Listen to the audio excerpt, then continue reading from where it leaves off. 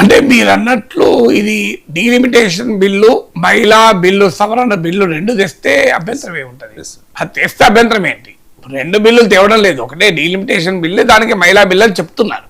నిజంగా చెప్పాలంటే delimitation bill, మహిళా రిజర్వేషన్ బిల్లు, సవరణ బిల్లు రెండు తేవాలి.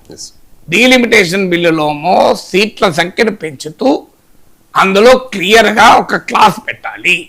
The existing share of different states will not be altered అని. అంటే ఇప్పుడు రాష్ట్రాలకు ప్రస్తుత లోక్సభలో ఉండే నియోజకవర్గాల వాటాను తగ్గకూడదు, మారకూడదు అని పెట్టాలి.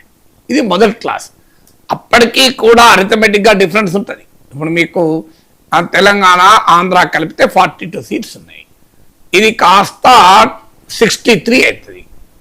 మీకు ఉత్తరప్రదేశ్లో, బీహార్లో 80 + 40 ఉన్నాయి, 120. అది 180 అవుతుంది. సో అంటే ఎంత అవుతుంది? ఇప్పుడేమో 120 - 42, 78 డిఫరెన్స్ ఉన్నది. అప్పుడు ఎంత అవుతుంది? 180 - 63 కాస్త 117 డిఫరెన్స్ వస్తుంది. అంటే మీకు అరిథమెటిక్గా డిఫరెన్స్ గ్యాప్ పెరిగిపోతుంది నార్త్ ఇండియన్ స్టేట్స్కు, సౌత్ ఇండియన్ స్టేట్స్కు.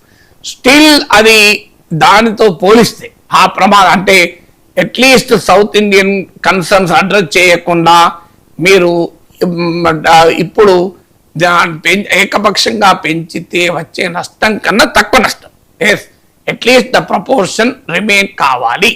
ఇప్పుడు ఒక 3% ఒక దానికి షేర్ ఉంటే అదే 3% కొనసాగాలి. ఇది క్లాజ్లో పెడుతూ గతంలో తెచ్చిన డీలిమిటేషన్ బిల్లులో ఇది లేదు. ఇది లేక అమిత్ షా ఓరల్ స్టేట్మెంట్లో ఉందని. ఓరల్ స్టేట్మెంట్ అనేది నిలబడదు. అల్టిమేట్గా నిలబడేది చట్టంలో ఏముందని. ఎందుకంటే మనకు ప్రత్యేక హోదా అనుభవం ఉంది.